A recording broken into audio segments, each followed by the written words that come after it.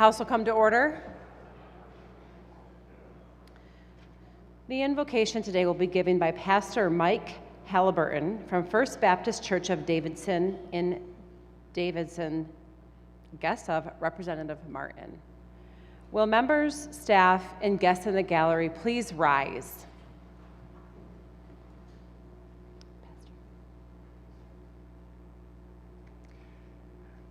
Let's pray.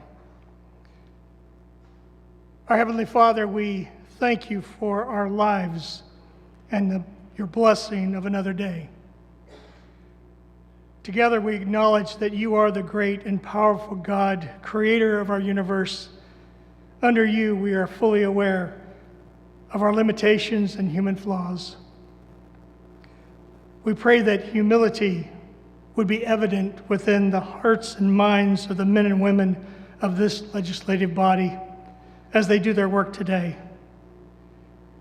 That you would provide wisdom for them that is truly heaven sent.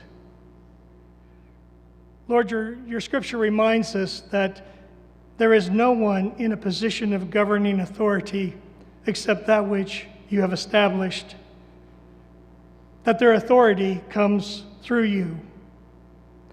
Help this governing body represent the people of our state well. And Lord, may you be pleased with the results of their work.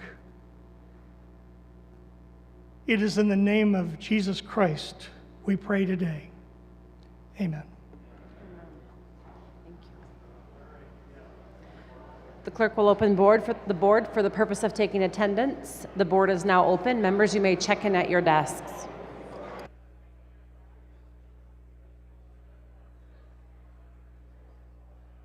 Detroit PBS WTVS out of Detroit has permission to record today's session. TV 19 WZMQ out of Marquette has permission to record today's session.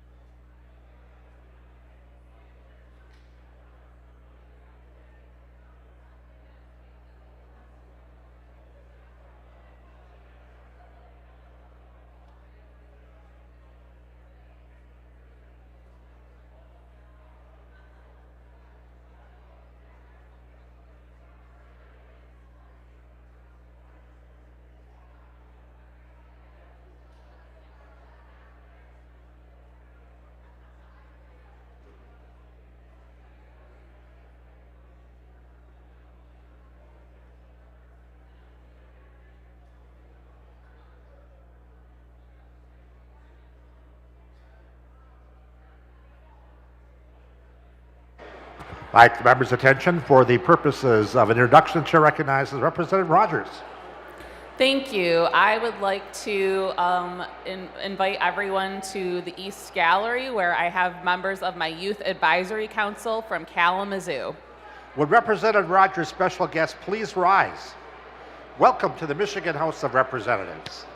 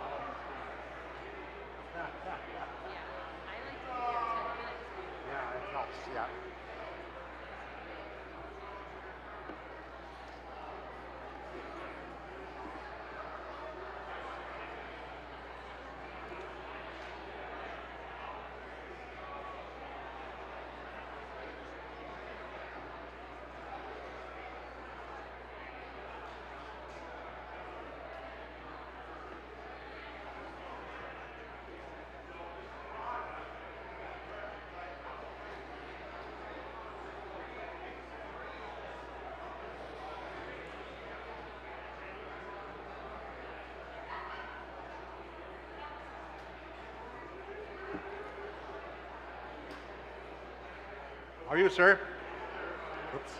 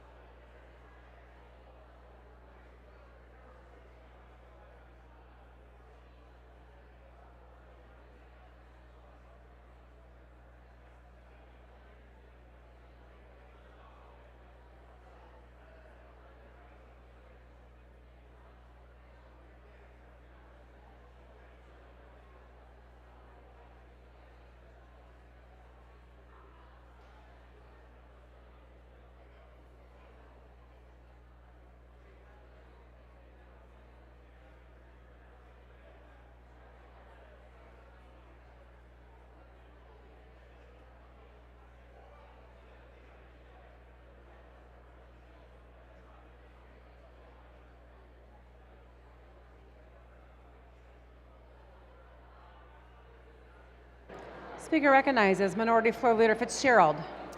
Thank you, Madam Speaker. I move to excuse Representatives Farhat, Foreman, Hope, Neely, and Whitsett. Without objection, so ordered. Speaker recognizes Majority Floor Leader Posthumus. Thank you, Madam Speaker. I move to excuse Representatives Aragona and Shriver. Without objection, so ordered. The clerk will close the board, tally, display, and announce today's attendance. Madam Speaker, a quorum of the House is present. There are no members absent with prior excuse. Will members, staff, and guests in the gallery please rise and join me now in reciting the Pledge of Allegiance? I pledge allegiance to the flag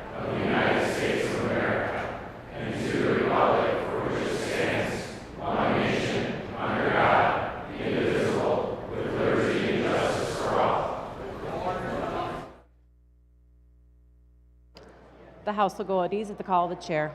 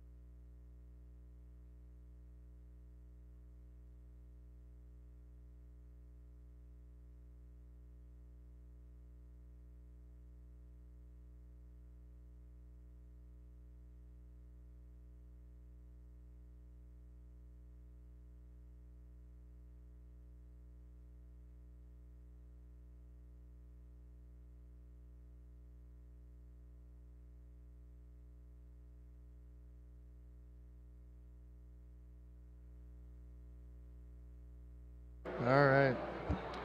The House will come to order. Speaker recognizes Majority Floor Leader Posthumus. Thank you, Mr. Speaker. I move that the House proceed to the order of messages from the Senate to read in the message on Senate Concurrent Resolution Number 5. Without objection, so ordered. The House has a memorial resolution. Will all members and staff please take your seats?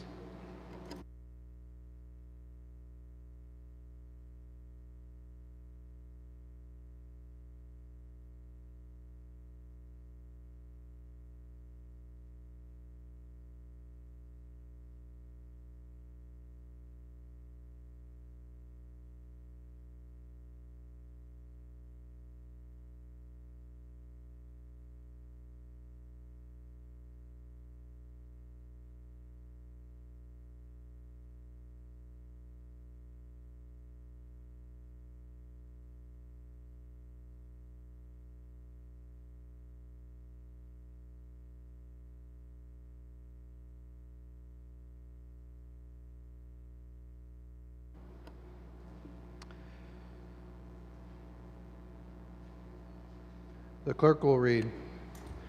To the Speaker of the House of Representatives, dear sir, I herewith transmit to the House of Representatives Senate Concurrent Resolution Number 5, a concurrent resolution of tribute offered as a memorial for Darwin Boer, former member of the Michigan Senate and the Michigan House of Representatives.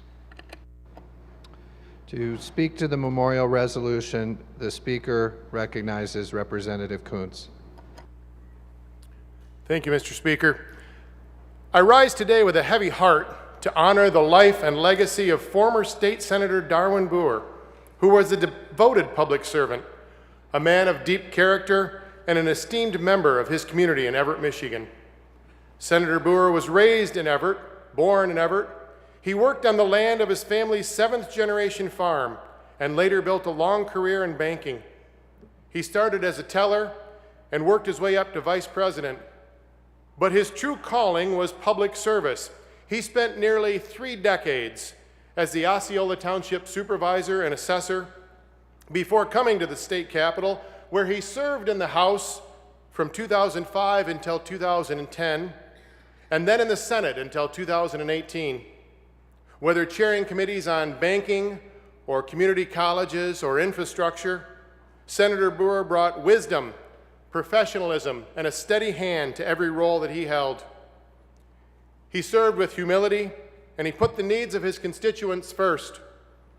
He did it with a sense of humor and warmth that made him respected across the aisle.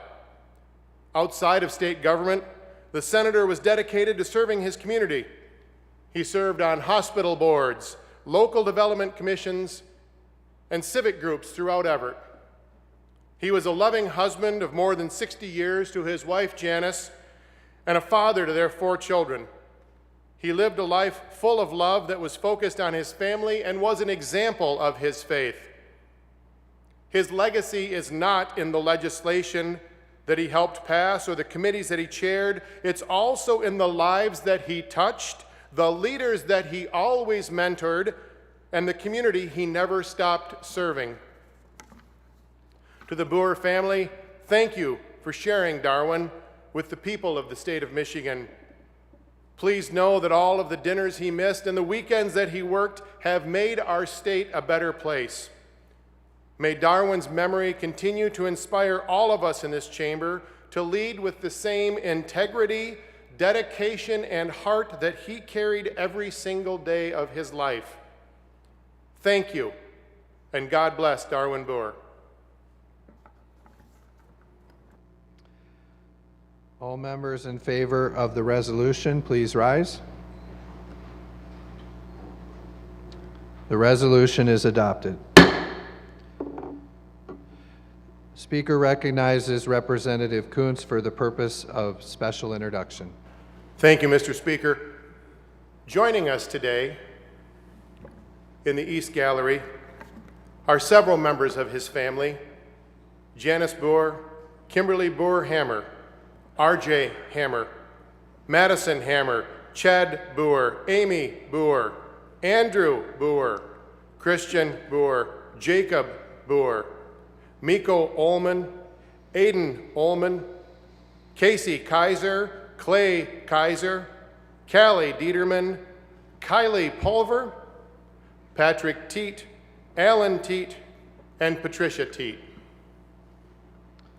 Will the guests of Representative Kuntz please rise? Thank you for being here to represent and recognize Senator Boer's many years of service to the state of Michigan.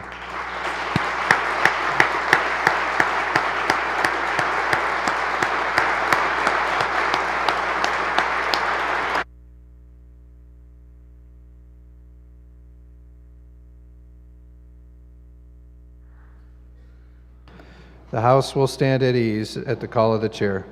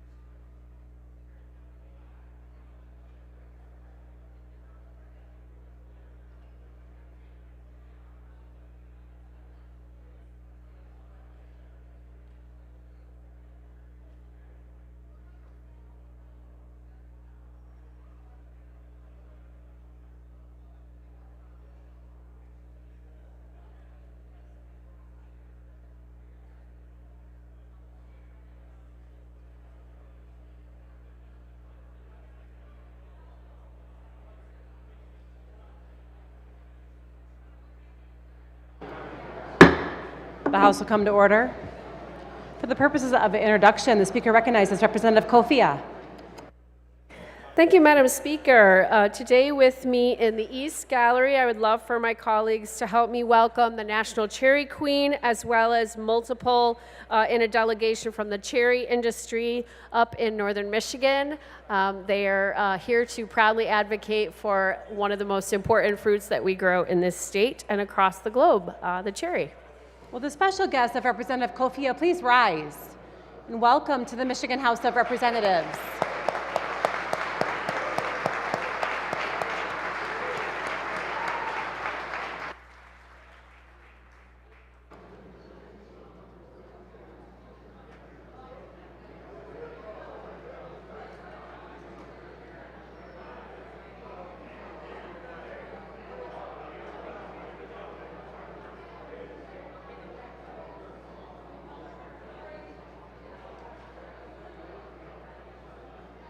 For the purposes of a tribute presentation, the Speaker recognizes Representative Cavett. Thank you, Madam Chair. I am proud to recognize today with a special tribute Emerson Battery as the winner of this year's 106th House District Art Contest. Emerson's piece stood out not just for his skill, but for his heart and creativity behind it. I will be proudly displaying this in my Lansing office as a reminder of an incredible talent we have in Northeast Michigan. Emerson, congratulations on this well-deserved honor. Keep creating and keep sharing your gift with the world. We have Emerson here on the floor with us, and his family is in the West Gallery. Will the special guest of Representative Cavett please rise? Colleagues, please join me in welcoming them to the House of Representatives.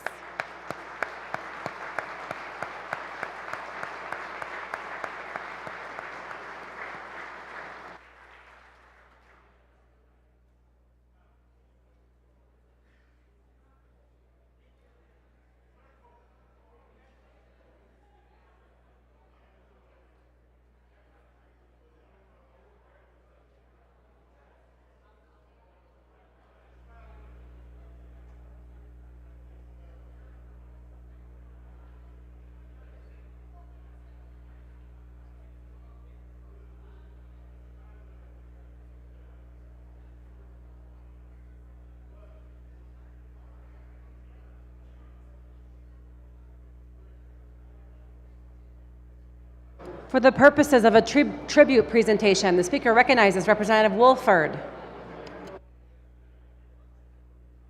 Thank you, Madam Speaker. I rise for the purpose of an introduction. Today in the South Gallery, I have members of the Fowlerville High School MHSAA state runner-up wrestling team together with friends and family from the Fowlerville community and the 50th District. Fowlerville followed up a team event with 6 individual medalists at the MHSAA State Individual Championship, and those 6 medalists consisted of 2 girls and 4 boys. Before we acknowledge them, I respectfully request that you allow me to say a few words about the 3 other exceptional individuals that have played a major role in making a mark in Fowlerville wrestling program and one of the finest in the entire state of Michigan. The 3 special people joining me on the floor today are Coach Dan Kuhn, his son Adam Kuhn, who is a USA Paris Olympian, and Maggie Burma. While I do not want to take the time or read the entire special tribute which has been presented to each of my visitors, I do want to tell you a little bit about each one of them. Coach Dan Kuhn, we're proud to honor the Fowlerville Wrestling Coach Dan.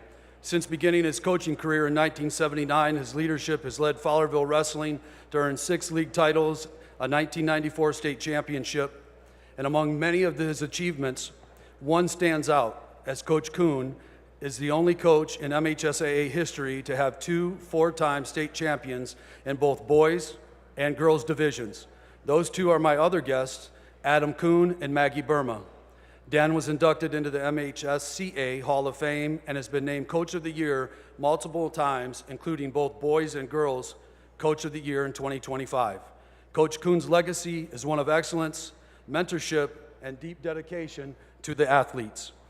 Adam Kuhn, we are so proud to recognize Adam, the son of Dan, for his extraordinary athletic career. Adam is a 4-time MHSAA state championship wrestler. He competed for the USA Wrestling and first junior athlete to twice achieve the Triple Crown national titles in folk style, freestyle, and Greco-Roman. He won multiple national titles, including becoming a 6-time national champion and a 7-time finalist and an 8-time medalist in Fargo. After he finished his education at the University of Michigan, he became a world silver medalist and competed in the 2024 Paris Olympics. Adam signed on with the NFL Tennessee Titans for their offseason, and throughout every discipline, Adam has consistently embodied honor, strength, and integrity. Lastly, Maggie Burma. I am so proud to honor this student athlete, Maggie Burma, from Fowlerville Wrestling Team. Maggie is the first ever 4-time MHSAA state champion in the girls division. Additionally, she represents Team USA in the 2025, won national folk style champion, along with multiple junior Michigan USA wrestling championships. Maggie's legacy as a student athlete inspires others and showcases the powerful impact of hard work both on the mat and in the classroom. Madam Speaker, at this time, I would like to request that my fellow colleagues in the House join me in recognizing my guest in the South Gallery and on the floor. And lastly, go Gladiators. Will the special guest of Representative Woolford please rise? Colleagues, please join me in welcoming them to the Michigan House of Representatives.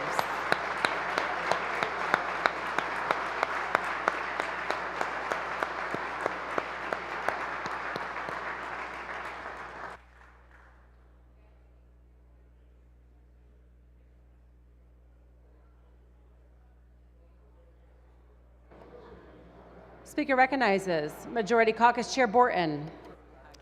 Thank you, Madam Speaker. Attention, Republican members. We have Republican caucus in the Republican caucus room. Republican members, we have a Republican caucus in the Republican caucus room.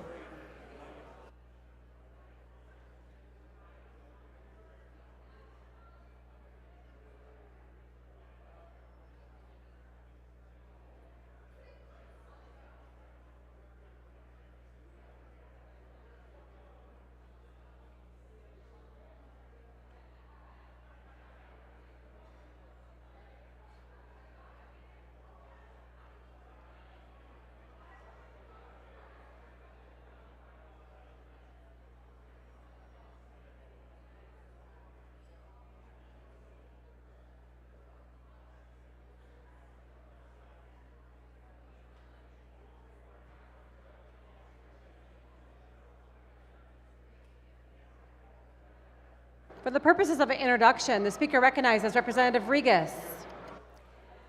Thank you, Madam Speaker. Today I have my guest, Derek Brock, school board member of the amazing Thornapple Kellogg Schools. He's up in the West Gallery. Will the special guest of Representative Regas please rise? And welcome to the Michigan House of Representatives.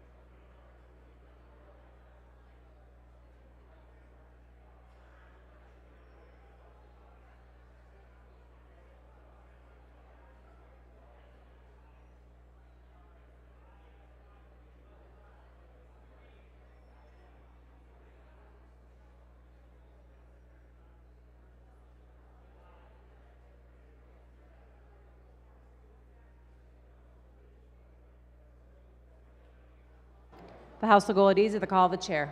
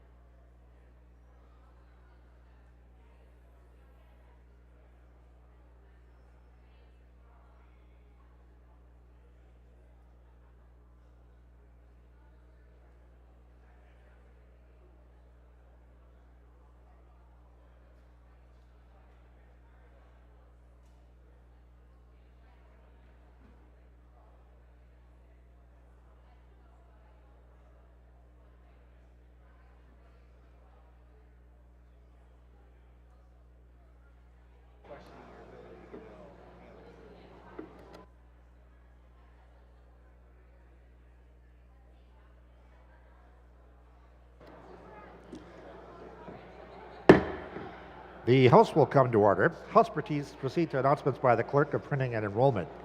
Clerk announced the following bills when reproduced and made available electronically on Tuesday, May 20th. House Bills 4503 and 4504. Clerk announced the following bills when reproduced and made available electronically on Wednesday, May 21st. Senate Bills 319 through 327. Clerk announced the following Senate bills received on Wednesday, May 21st. Senate Bills 219 through 222 and 303.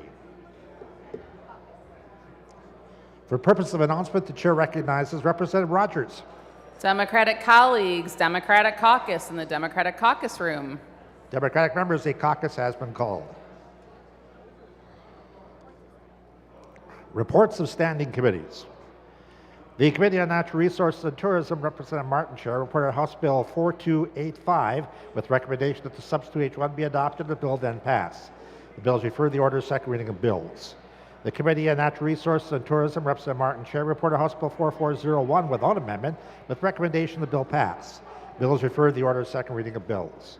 The Committee on Insurance, Representative Harris Chair, reported House Bill 4464 without amendment and with recommendation the bill pass. The bill is referred to the order of second reading of bills. The Committee on Health Policy, Representative Vanderwall Chair, reported House Bill 4037 with recommendation that the substitute H2 be adopted and the bill then pass.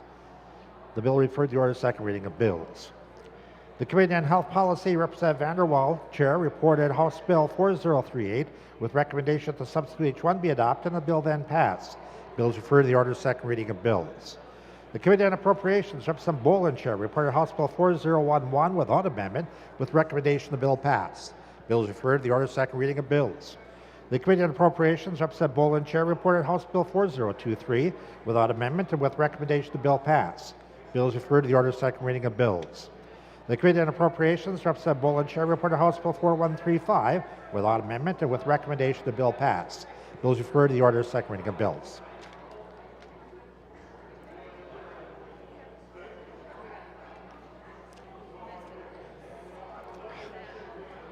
Messages from the Senate. To the Speaker of the House, I hereby return to the House House Bill 4345. The Senate has passed the bill order to be given immediate effect and pursuant to Joint Rule 20, inserted the full title.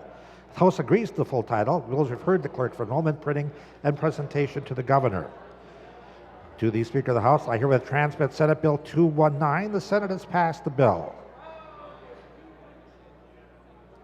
The bill is considered read for a first time by its title, referred to the Committee on Health Policy. I herewith transmit Senate Bill 220, a bill to amend the Mental Health Code, People of the State of Michigan, enact.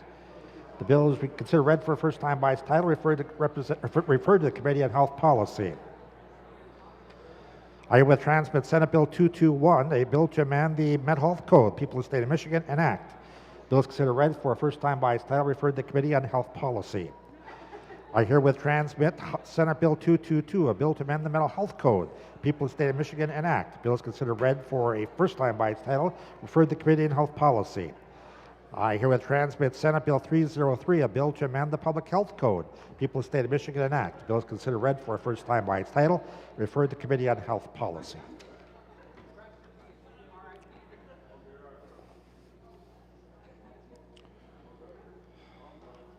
Introduction of bills. Representative Mueller offers House Bill 4505, a bill to amend the Emergency Management Act, People of the State of Michigan, enact. The bill is considered read for a first time by its title, referred to the Committee on Appropriations. Representative Leitner offers House Bill 4506, a bill to amend the Code of Criminal Procedure, People of the State of Michigan, enact. The bill is considered read for a first time by its title, referred to the Committee on Judiciary.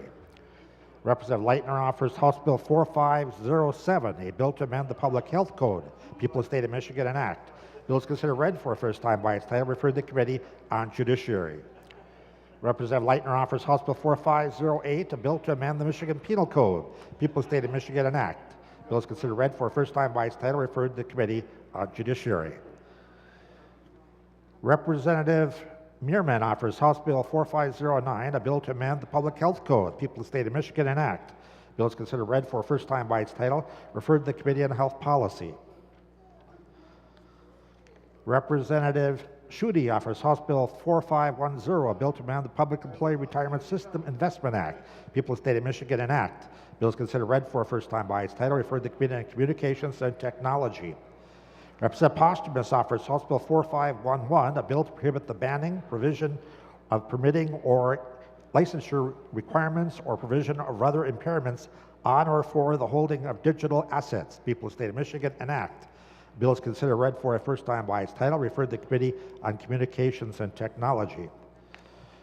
Representative McFall offers House Bill 4512, a bill to amend the Natural Resources and Environmental Protection Act. People of the State of Michigan enact. Bill is considered read for a first time by its title, referred to the Committee on Communications and Technology. Representative McFall offers House Bill 4513, a bill to amend the Income Tax Act of 1967. People of the State of Michigan enact. Bill is considered read for a first time by its title, referred to the Committee on Communications and Technology. Representative Wolford offers House Bill 4514, a bill to amend the Michigan Antitrust Reform Act. People of the State of Michigan enact. Bill is considered read for a first time by its title, referred to the Committee on Health Policy. Representative Wolford offers House Bill 4515, a bill to amend the Social Welfare Act. People of the State of Michigan enact. Bill is considered read for a first time by its title, referred to the Committee on Government Operations. Representative Wolford offers House Bill 4516, a bill to amend the Michigan Employment Security Act. People of the State of Michigan enact. Bill is considered read for a first time by its title, referred to the Committee on Government Operations.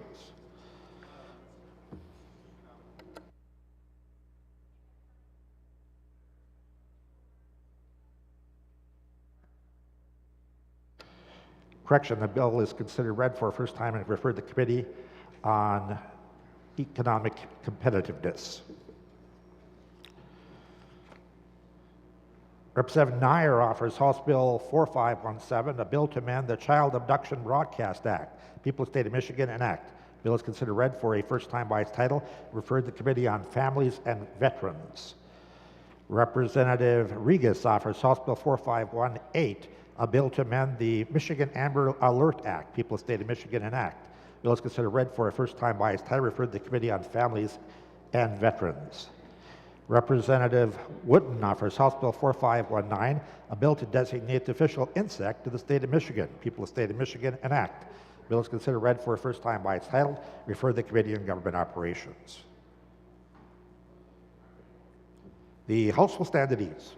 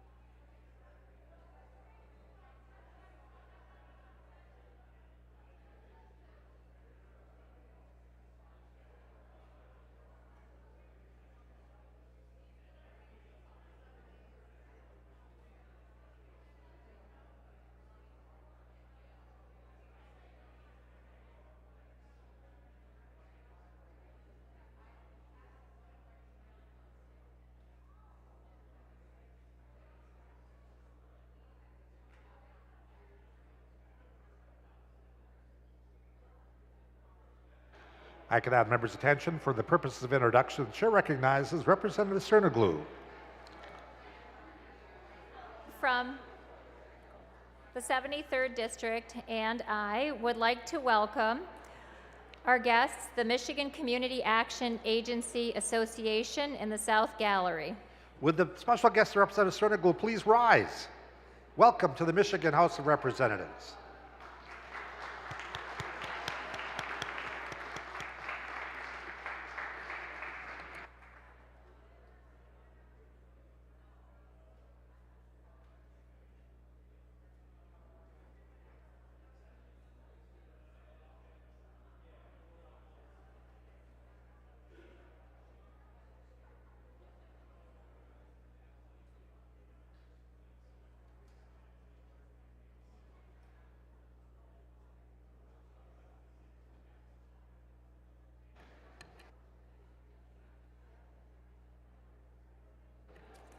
If I could have the members' attention for purposes of a special introduction, the chair recognizes Representative Wooden. Thank you, Mr. Clerk.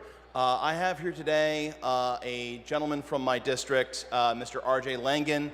He is job shadowing me today. He is a recent graduate of Forest Hills Northern, go Huskies, and decided to follow me today to see what it's like to serve in our state legislature. Hopefully I have not given him so poor an experience that he never wants to set foot in these doors ever again, but continues his passion for public service.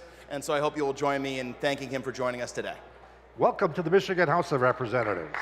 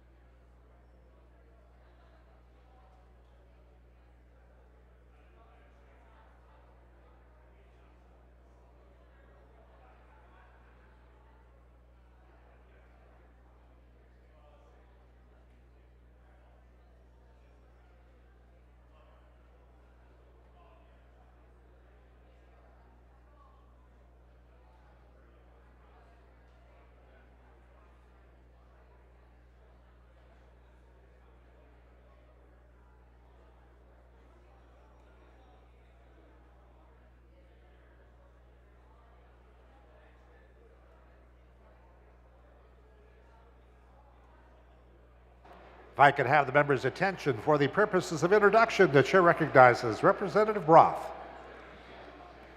Thank you, Mr. Clerk. Appreciate it very much.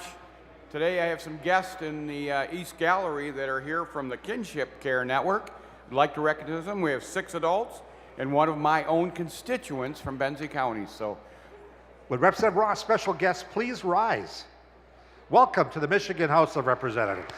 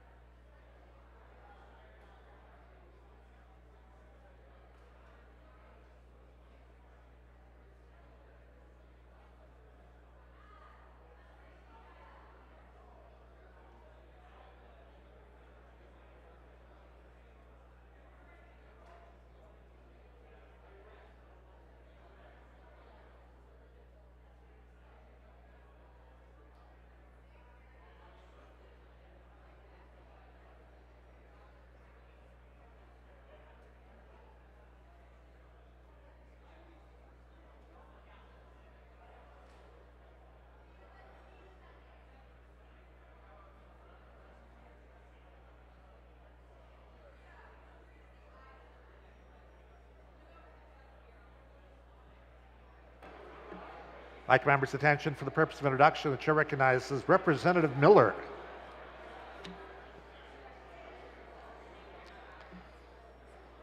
There you go. Hello, everyone. In the South Gallery, we have today Lincoln Consolidated Schools. We have 40 students and 15 adults from Ypsilanti. Let's give them a round of applause. Would Representative Miller, special guest, please rise? Welcome to the Michigan House of Representatives.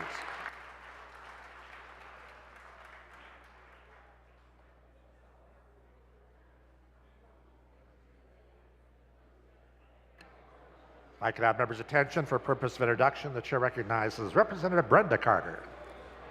Thank you, Mr. Speaker. Today is a bittersweet day. As we all have experienced, there comes a time when we have to say goodbye to our wonderful interns. That is why I rise today to wish my intern, Calvin Wilborn, all the best as he moves to the next best thing. For him, that means a law clerkship with Senator Gary Peters for the Homeland Security and Government Affairs Committee. While Calvin hasn't been in my office long, he has had a profound impact in my district and will be sorely missed. Mr. Speaker, Calvin is sitting in the East Gallery. Calvin, would you please rise? Thank you for your service to the Michigan House of Representatives and the state of Michigan.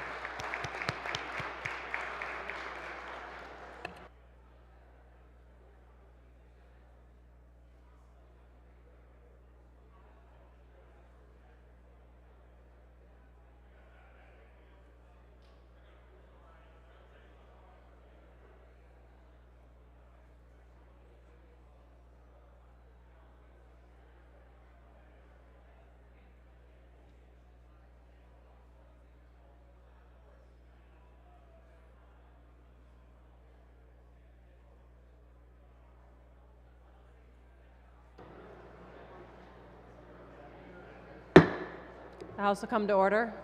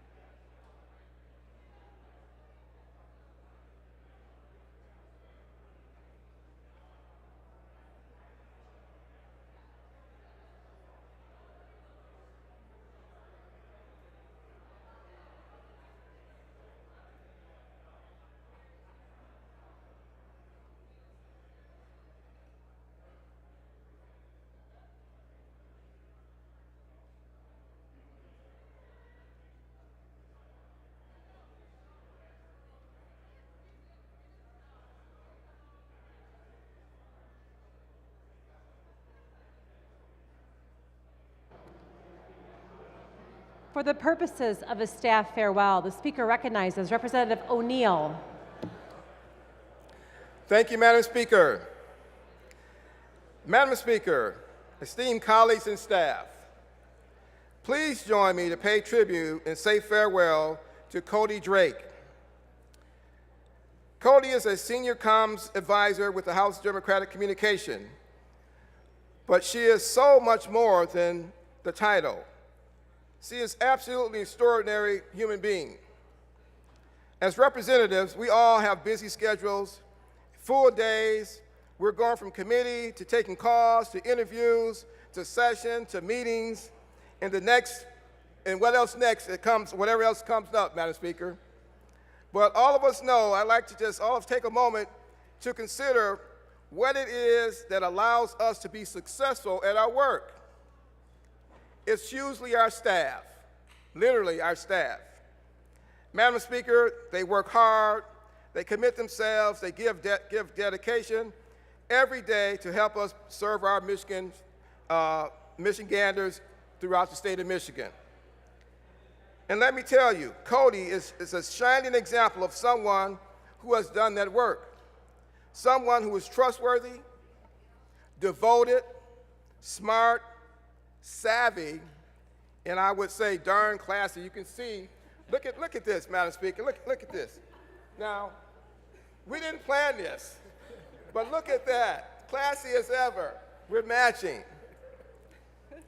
And she started in the House just a little over 3 years ago in comms. During that time, Cody has become an essential leader in the comms team, an invaluable part of the House Democratic Central staff.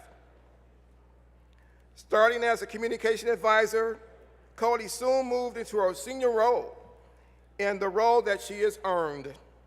Madam Speaker, she has the mind of understanding policy, the wit to craft strong writing, and the heart to bring care and passion to everything that she touches.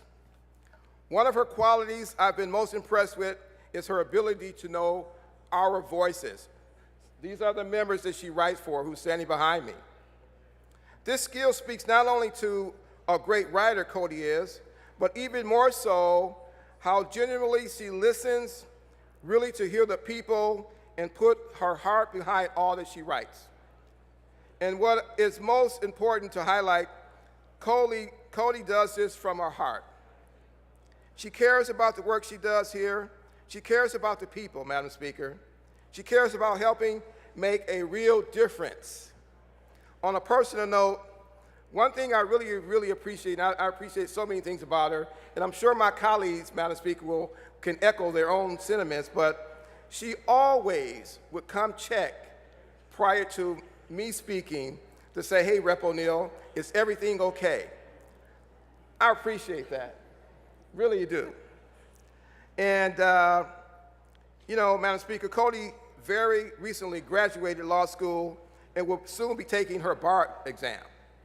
Now, she was doing all that while she was here. Just think about the intensity of her work. She kept all of us looking good. Would you guys agree? She kept all of us looking good. There's not a shadow of doubt that Cody will be beyond successful, Madam Speaker, at her next endeavor, because she is a rare professional who somehow finds a way to combine real class and skill with her sincere heart. And Madam Speaker, please join me and join us in thanking Cody for her commitment, her passion, her talent, and empathy that she has brought to the House. And so, Cody, we all thank you from the bottom of our hearts. I know they do. You have left such a wonderful mark here in the House of Representatives and a wonderful mark on Michigan. And with that, we thank you. Colleagues, please join me in thanking Cody for her service to the Michigan House of Representatives.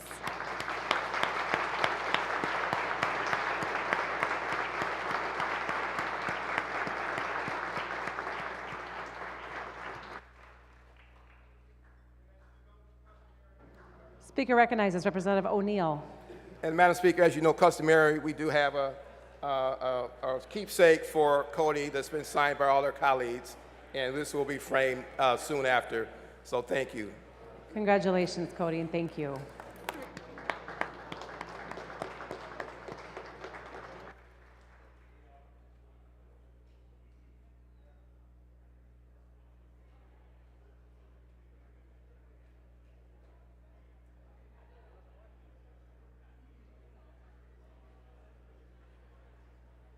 Speaker recognizes Majority Floor Leader Postumus. Thank you, Madam Speaker. I move that the House proceed to the order of third reading of bills and take up calendar item number 3, House Bill 4287. Without objection, so ordered. The clerk will read.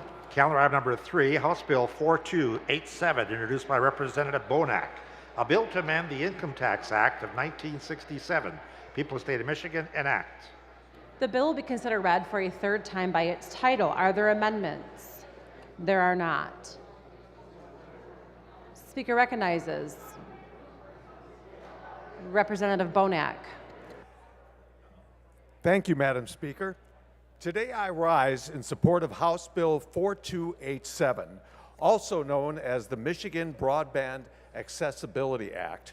The bill, if enacted, would ensure that taxpayer dollars go completely toward the expansion of reliable internet access and exempt federal grant money from the state's redundant double tax. The state currently considers a taxpayer allocated grant as taxable income. This only slows the expansion of reliable, affordable internet, thereby blocking these essential resources from reaching all Michigan residents. Our world is continually innovating, and so much of what we do is now online, including telehealth, online banking, schooling, and even some careers. It's crucial that we take the necessary steps to ensure all residents, especially our most rural communities, have connectivity options at a reasonable cost. Thank you for your time, and I encourage a yes vote on this bill. The question before the House is the passage of the bill. A record roll call vote is required. All those in favor will vote aye. Those opposed, nay. The clerk will open the board.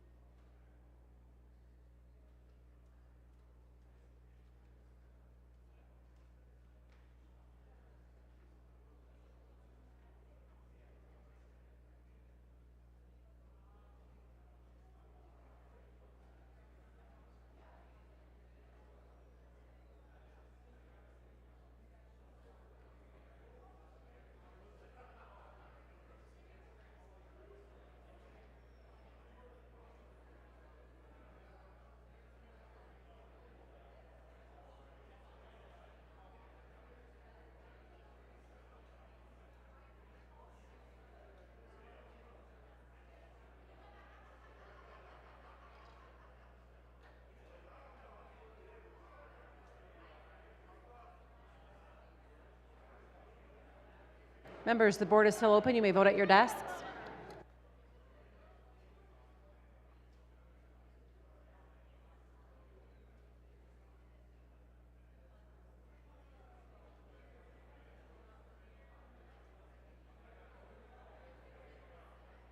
The clerk will close the board.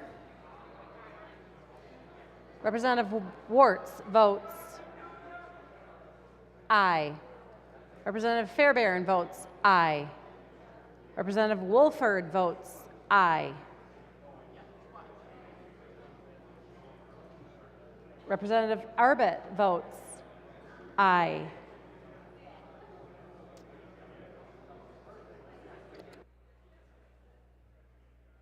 The clerk will close the board, tally, display, and announce the vote. Madam Speaker, on the question of final passage of House Bill 4287, there are 97 aye votes and 8 nay votes. A majority of the members elected and serving having voted in favor, therefore, the bill has passed. Speaker recognizes Majority Floor Leader Postumus. Move for immediate effect. The Majority Floor Leader moves for immediate effect. All those in favor will rise. Immediate effect is ordered. Speaker recognizes Majority Floor Leader Postumus. Continuing on the order of third reading of bills, I move that the House take up calendar item number 4, House Bill 4203. Without objection, so ordered. The clerk will read. Calendar item number 4, House Bill 4203, introduced by Representative Johnson, a bill to amend the Michigan Vehicle Code. People of the State of Michigan enact. The bill will be considered read for a third time by its title. Are there amendments? There are not. Speaker recognizes Representative Johnson. Thank you, Madam Speaker. Colleagues, today I rise in strong support of House Bill 4203. This legislation provides a narrowly tailored exemption to Michigan's seasonal road weight restrictions, often referred to as our frost laws, for towing and recovery vehicles responding to emergencies. Each spring, Michigan places a temporary axle weight limit on many of our roads to protect them during the freeze-thaw cycle in the spring. These limits are important for preserving our infrastructure, but they also come with key exemptions.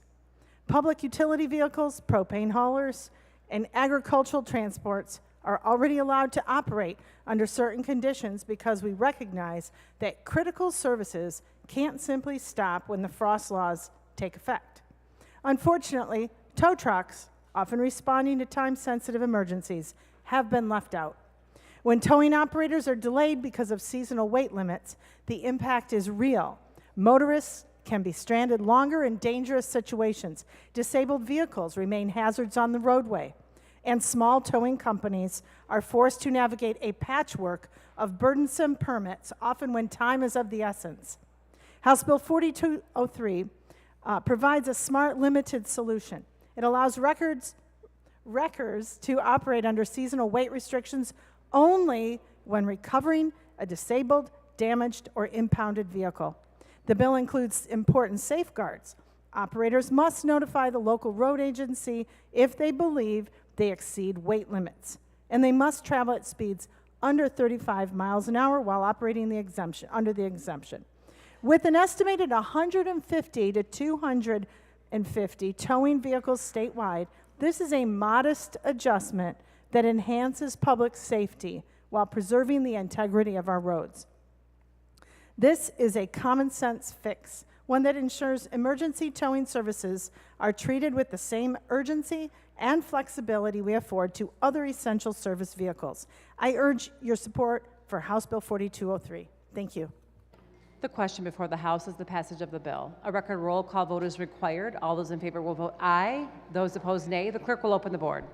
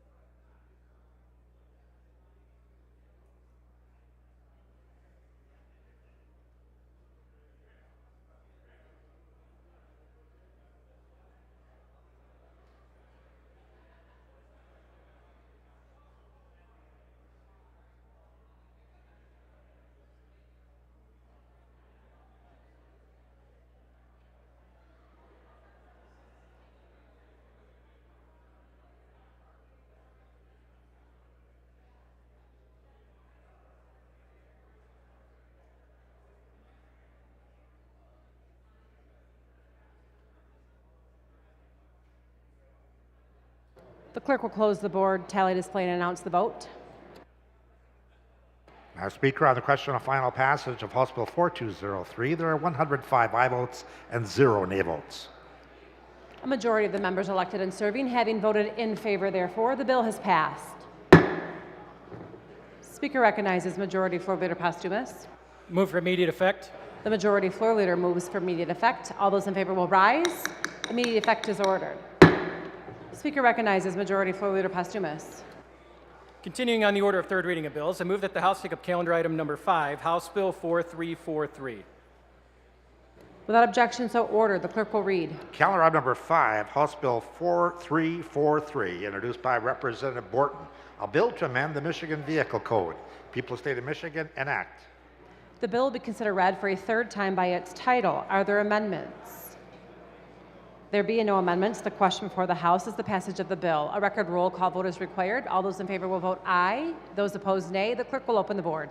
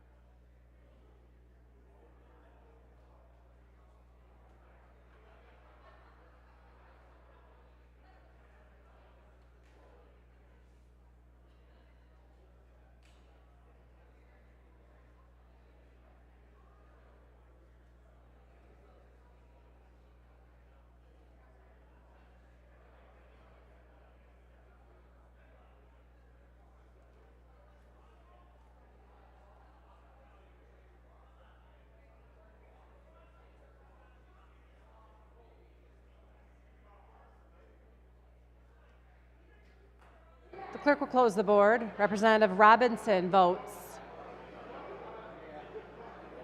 Representative Robinson votes aye. The clerk will tally, display, and announce the vote.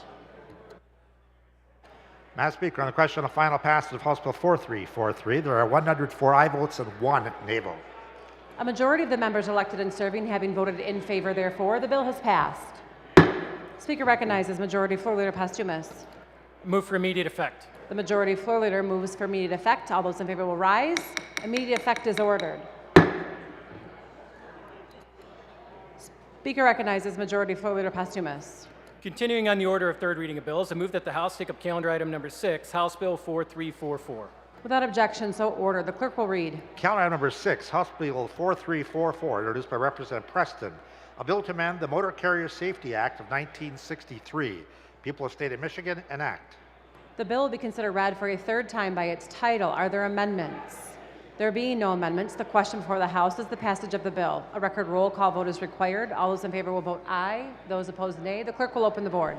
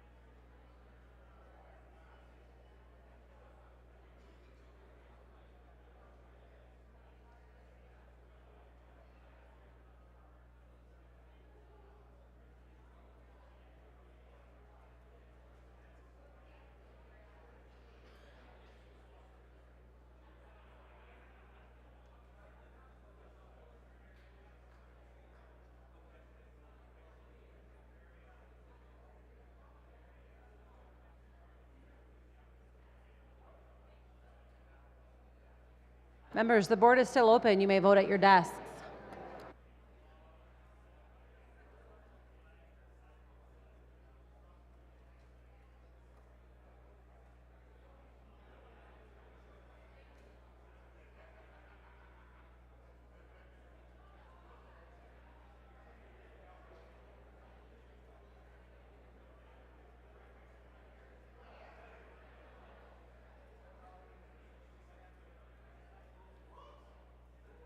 clerk will close the board. Representative Outman votes aye. The clerk will tally, display, and announce the vote. Madam Speaker, on the question of final passage of House Bill 4344, there are 103 aye votes and 2 nay votes. A majority of the members elected and serving having voted in favor, therefore, the bill has passed. Speaker recognizes Majority Floor Leader Postumus. Move for immediate effect. The Majority Floor Leader moves for immediate effect. All those in favor will rise. Immediate effect is ordered.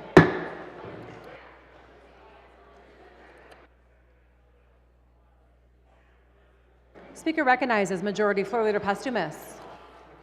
Thank you, Madam Speaker. I move that the House proceed to the order of second reading of bills and take up calendar item number 32, House Bill 4101. Without objection, so ordered. The clerk will read. Calendar item number 32, House Bill 4101, introduced by Representative Bierlein, a bill to amend the Public Health Code, People of the State of Michigan, enact. The bill will be considered read for a second time by its title. Are there amendments? There are. The clerk will read. The Committee on Rules, Representative Schuette Chair, recommends the adoption of substitute H1. The question is on the adoption of the substitute. The clerk will open the board. The substitute is adopted. Are there further amendments? There being no further amendments, the question before the House is advancing the bill to the order of third reading. Hearing no objection, the bill is on third reading.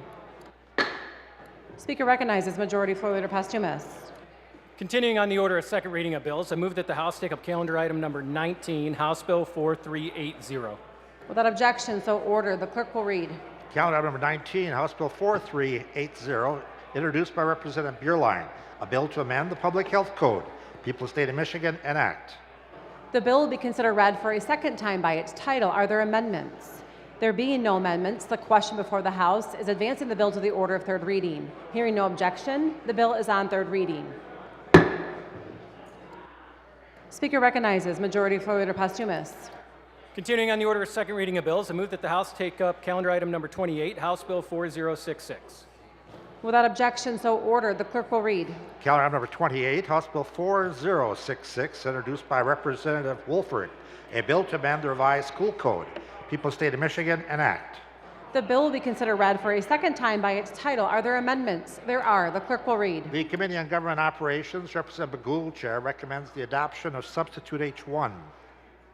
The question is on the adoption of the substitute. The clerk will open the board. The substitute is adopted.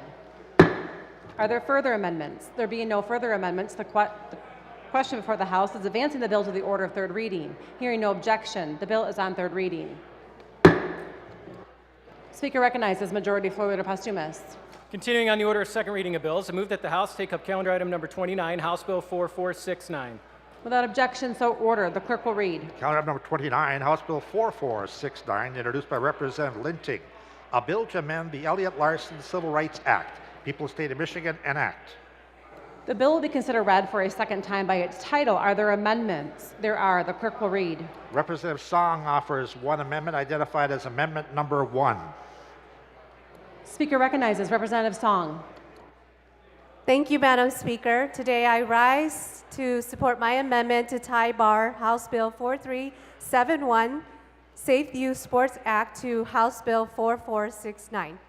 This amendment would take a meaningful step toward protecting our children's safety when participating in sports. House Bill 4371 provides an opportunity for youth sports programs to meet statewide safety standards, to provide parents peace of mind, and to ensure our kids' safety when participating in sports. These safety standards include establishing an emergency action plan and severe weather policy, requiring coaches to undergo CPR, AED, and concussion training, and conducting annual background checks on adults serving in designated roles. This amendment would ensure that our state can establish a grant program to assist sports programs serving a high percentage of children from low-income households to meet the standards and attain certification.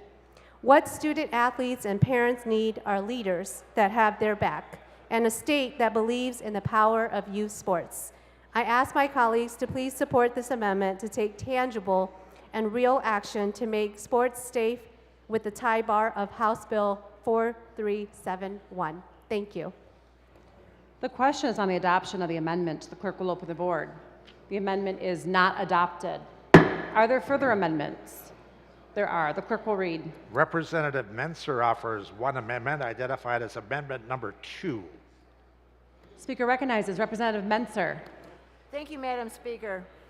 I rise before you in support of my amendment to tie bar House Bill 4329 to House Bill 4469.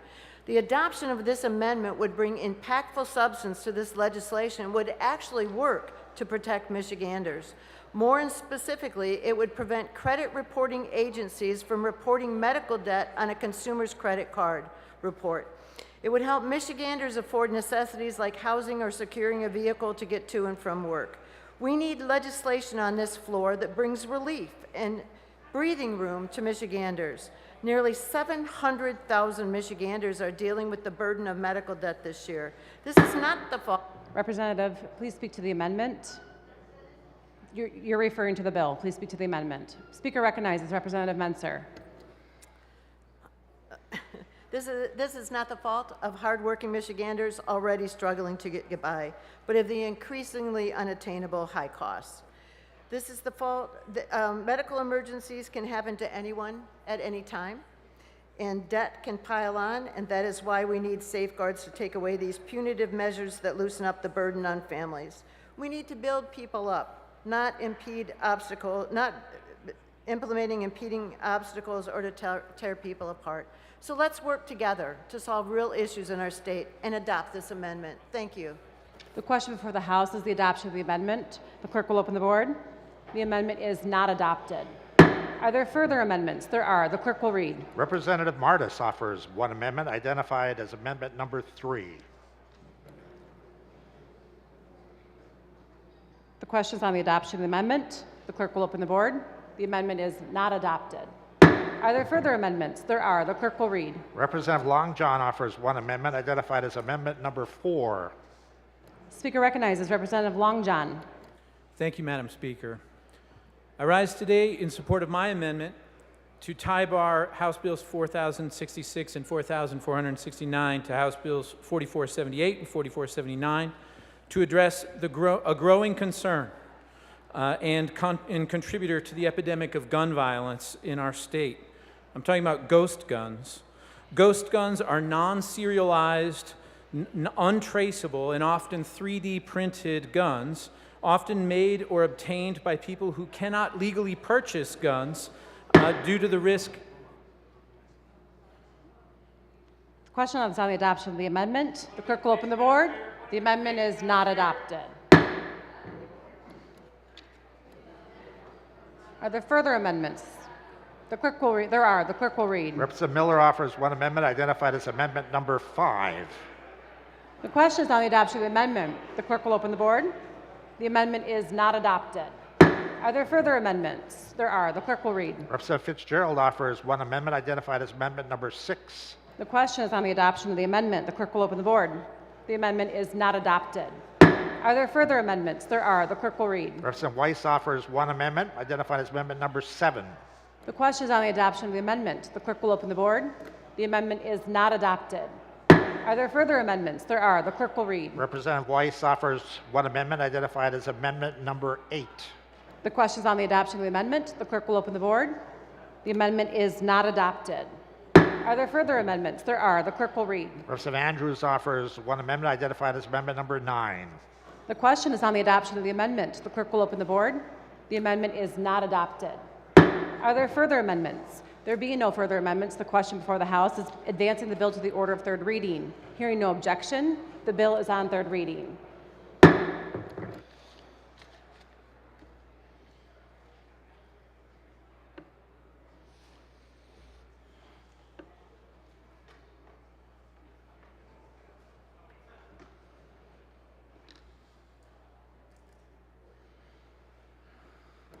Speaker recognizes Majority Floor Leader Posthumus. Thank you, Madam Speaker. I move that the House proceed to the order of motions and resolutions and take up House Resolution 108. Without objection, so ordered. The clerk will read. House Resolution number 108, introduced by Representative Preston, a resolution declaring May 18th to the 24th, 2025 as Emergency Medical Services Week in the state of Michigan.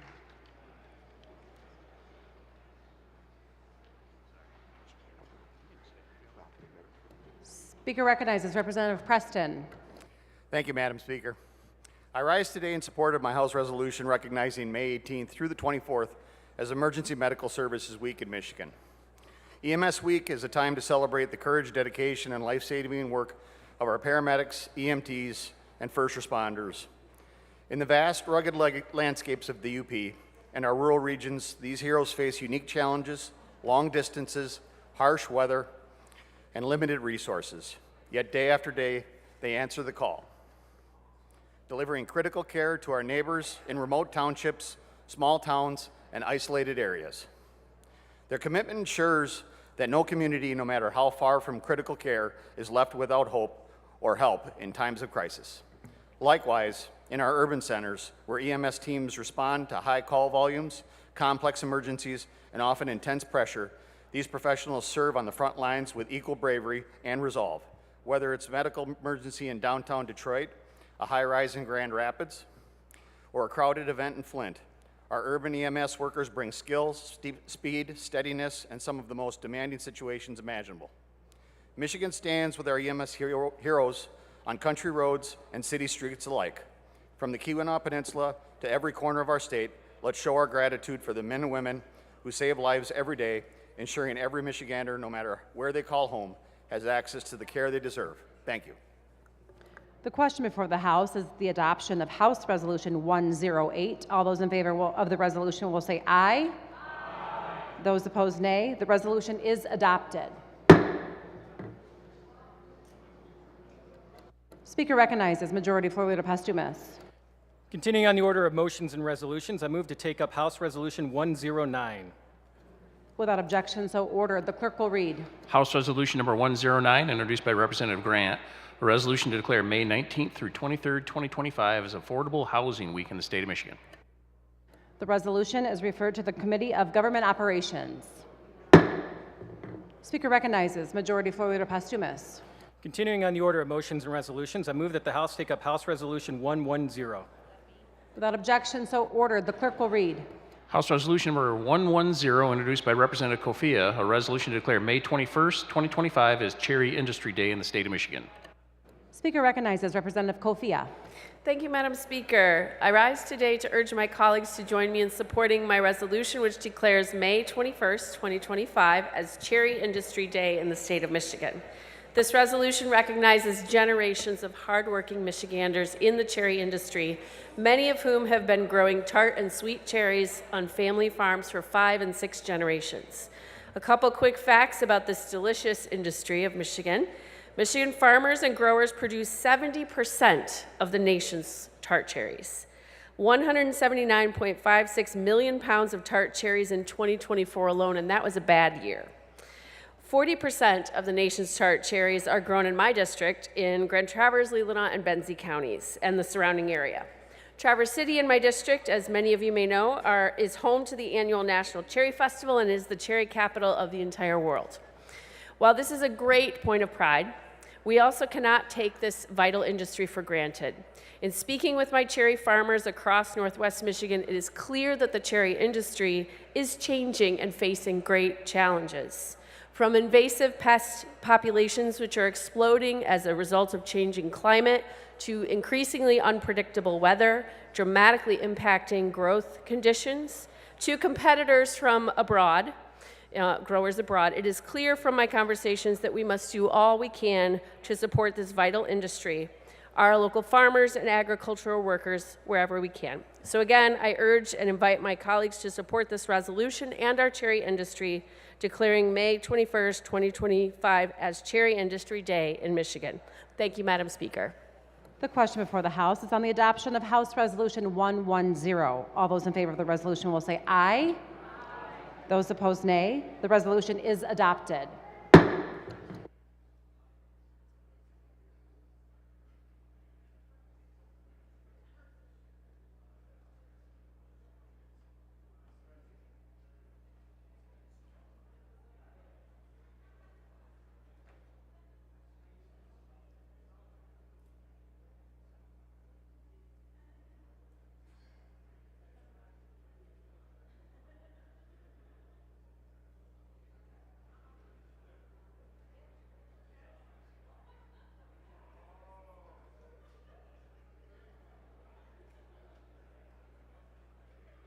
Speaker recognizes Majority Floor Leader Postumus. Continuing on the order of motions and resolutions, I move that the House suspend Rule 71 in order to take up House Resolution 113.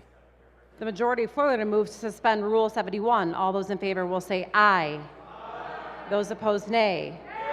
Rule 71 is suspended.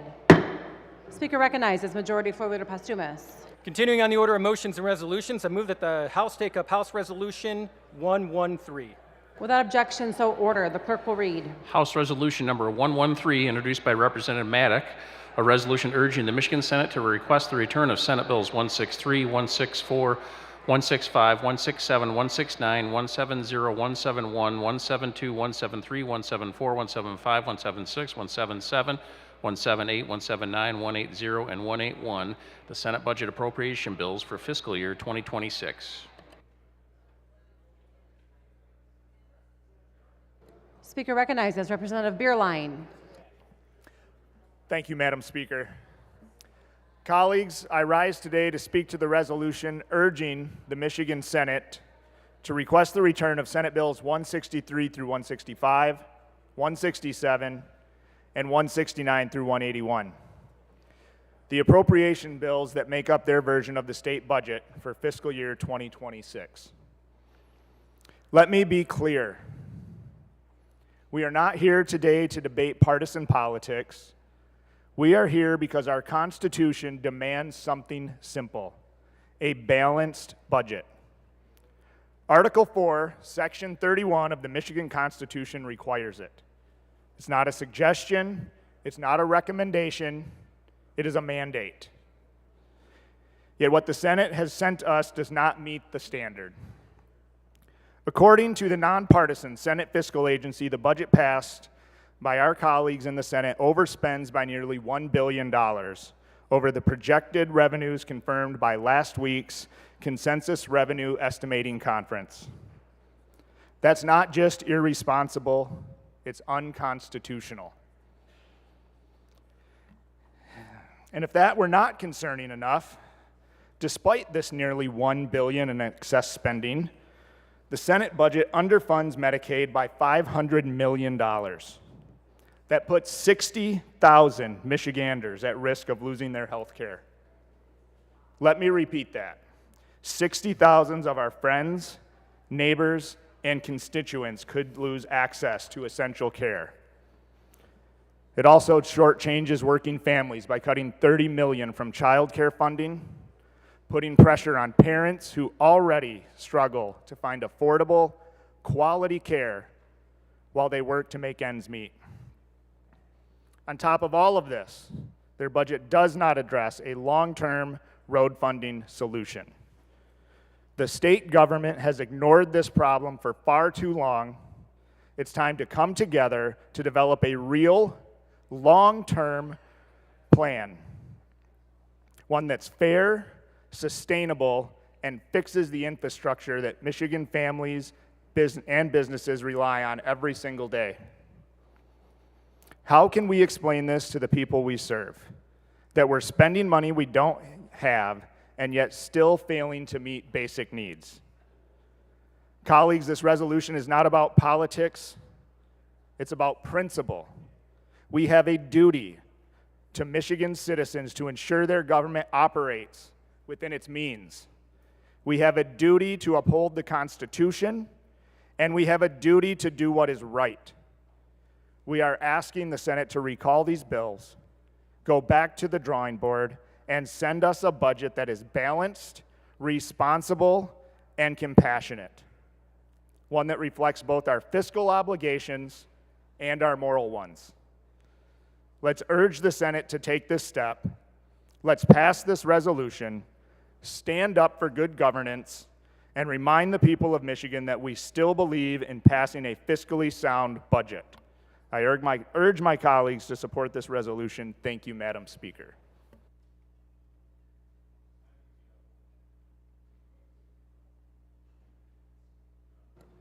Speaker recognizes Representative Weiss. Thank you, Madam Speaker. I rise today in opposition to House Resolution 113. This resolution speaks to the process by which the Senate has moved their recommended budget. And I want to say first that I couldn't agree more that the budget process that this body goes through every year in conjunction with our partners in the Senate and the Executive Office is one of the most important functions of this legislature. A healthy budget process should result in critical investments that serve our residents here in Michigan and that ensure that our schools and local communities receive those investments on time. On time for our local schools and communities means July 1. This resolution also mentions, as was previously pointed out, concerns around changes to Medicaid funding in the Senate budget. I want to sincerely thank my colleague from the 51st District for pointing out how critically important Medicaid is for residents here in Michigan through this resolution, and I could not agree more with that sentiment. Like my colleague, I would urge everyone in this chamber, Madam Speaker, to work and advocate for full funding of Medicaid, both at the state and federal level. But I'm confused then why so many members of this body voted back in March to totally defund Medicaid. Representative, please do not impugn the motives of your colleagues.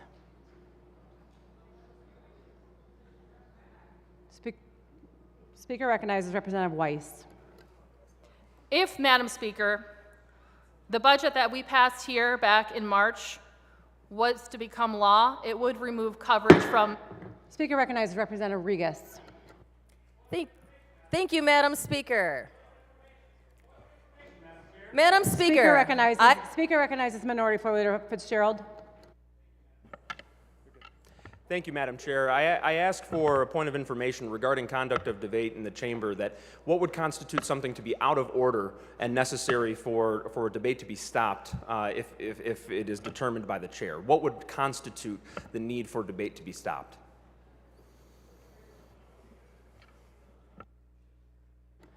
Members are not allowed to reference votes that have happened 3 months ago.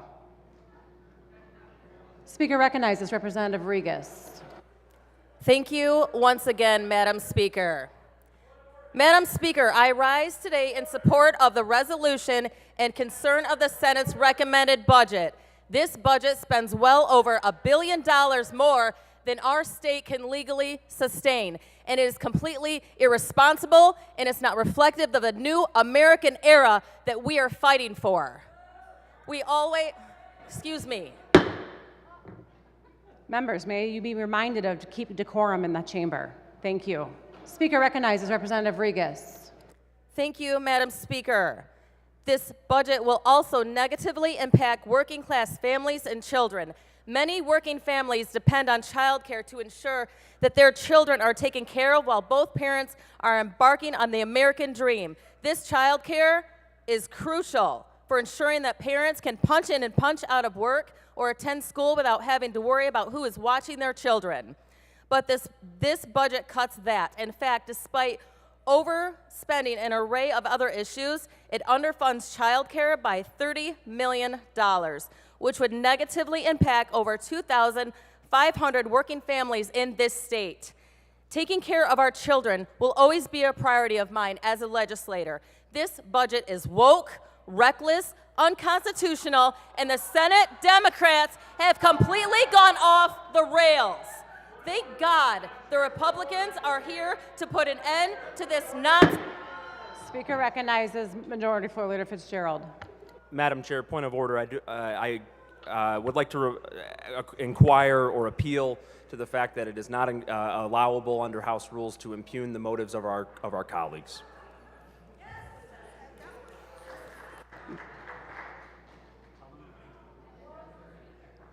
That is correct. Representative, please do not impugn the motives of our colleagues. Speaker recognizes Representative Regas. My sincere apologies, Madam Speaker. Thank you. I urge a yes vote on this resolution, and I hope that they reconsider their budget immediately, and as they reconsider, I recommend taking Hillsdale's Constitution 101 course, which is free. Thank you.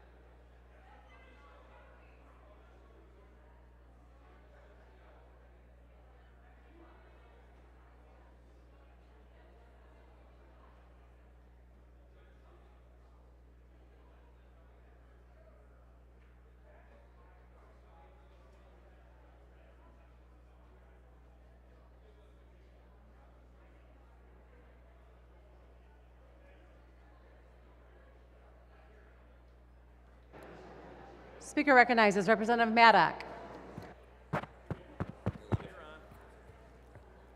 You know, even in hockey, there's rules. And in this chamber, and in the chamber behind us, we also have rules. Thank God our wise forefathers designed a law for us to have a balanced budget.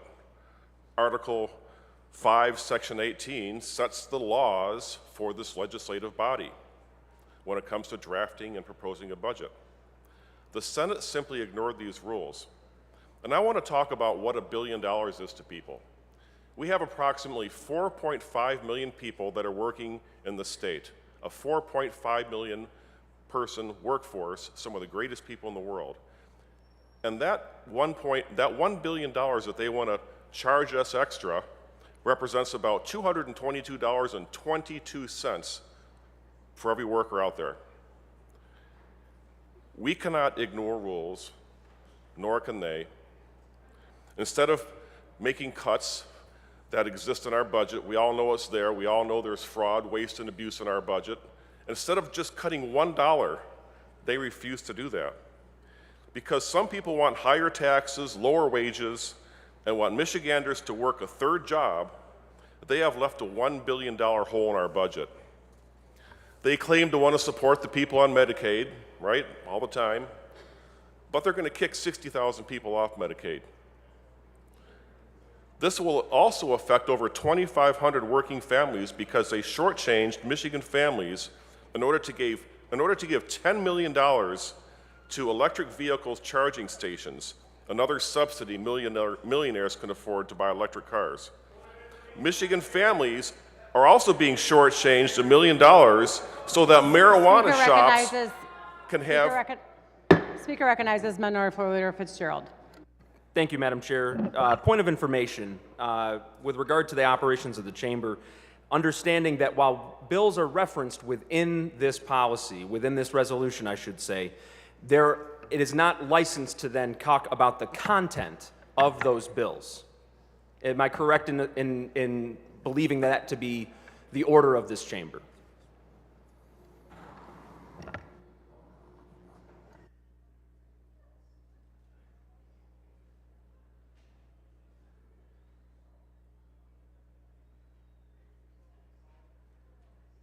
Members should confine their remarks to the resolution. Speaker recognizes Representative Maddock. People are being shortchanged here, and it shouldn't be this way. That's the bottom line. And I know they're listening to us across the hall, and I know that they know what they did is wrong. We all know what's happening is wrong. And I'm just saying, give the working people a break for once. Take back your bill. Thank you, Madam Speaker. The question before the House is the adoption of House Resolution 113. Speaker recognizes Majority Floor Leader Postumus. Well, there it is. Thank you, Madam Speaker. I request a record roll call vote on the resolution. The Majority Floor Leader requests a record roll call. Is the demand supported? The demand is supported. A record roll call vote has been ordered. All those in favor of the resolution will vote aye. Those opposed, nay. The clerk will open the board.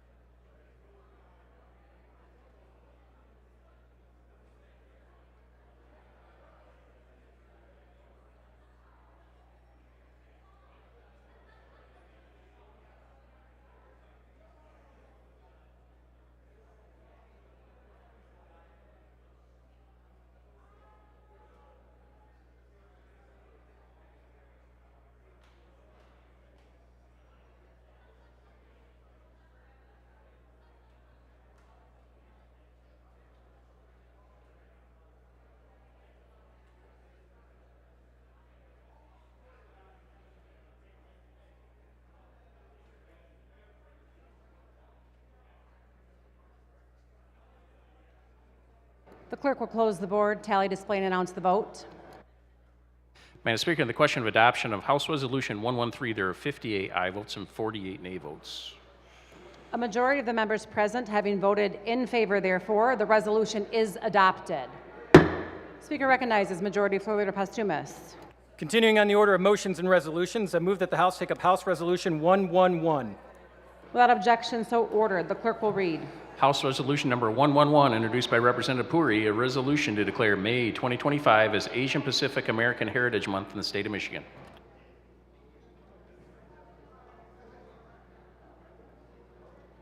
Speaker recognizes Representative Puri. Thank you, Madam Speaker. I rise today in support of House Resolution 111, which would declare May 2025 as Asian American, Native Hawaiian, and Pacific Islander Heritage Month in the state of Michigan. I'm proud to be joined here by my colleague from the 13th District and members of the APA caucus. Now, AA-NHPI Americans comprise one of the fastest growing populations in both the state and the nation. This diverse group of people is made up of over 50 ethnicities and over 100 different distinct languages. In fact, this group is the largest growing population demographic in Michigan, according to the U.S. Census. Now, in my own district, House District 24, which I am very proud to represent, that growth is deeply visible. In our schools, in our small businesses, in our places of worship, our vibrant community events throughout the district, the AAPI community is an essential thread into the fabric of this state. You see, this just isn't about good food. It's from the arts to the sciences, from business to education, and through philanthropy, public service, and innovation, Asian Pacific Americans have enriched every aspect of our society. And as more families choose to call Michigan home, that impact will only continue to grow. Just yesterday, we witnessed that civic engagement firsthand, right here in the Capitol. The AAPI community held its largest ever lobby day, showing once again its unwavering commitment to building a stronger and more inclusive Michigan. But we cannot celebrate this month without acknowledging the painful reality that many have faced. The AAPI community, unfortunately, is no stranger to hateful rhetoric and violence.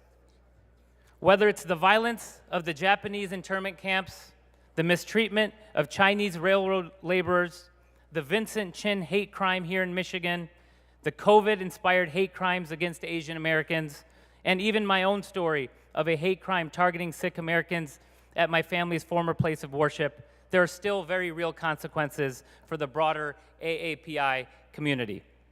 I know that Michigan is a place that recognizes and takes pride in its cultural diversity and welcomes the opportunity to honor our Asian Pacific American brothers and sisters from their lasting and expanding imprint in our state. That is why I stand here today very proudly declaring that May 2025 as AA-NHPI Heritage Month in the state of Michigan.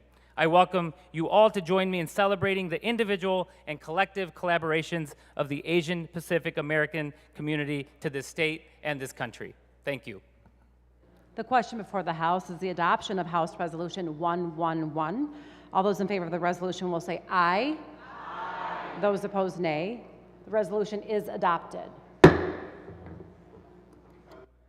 Speaker recognizes Majority Floor Leader Postumus. Continuing on the order of motions and resolutions, I move that the House take up House Resolution 112.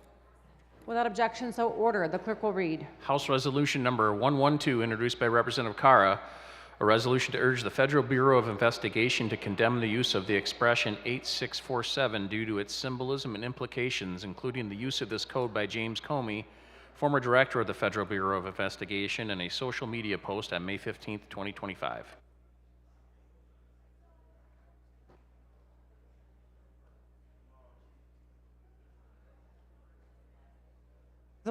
Resolution 112 is referred to the Committee on Government Operations.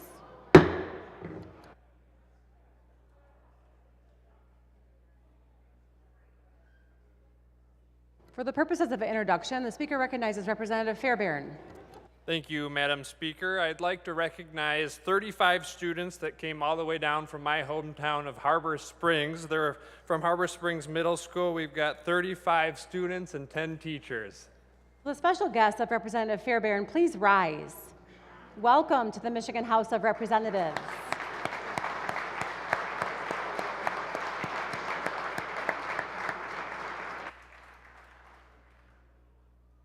Speaker recognizes Majority Floor Leader Posthumus. Just to let the members know, there will be no further voting today, and when the House adjourns, it stands adjourned until Thursday, May 22nd, 2025 at 12 p.m. noon.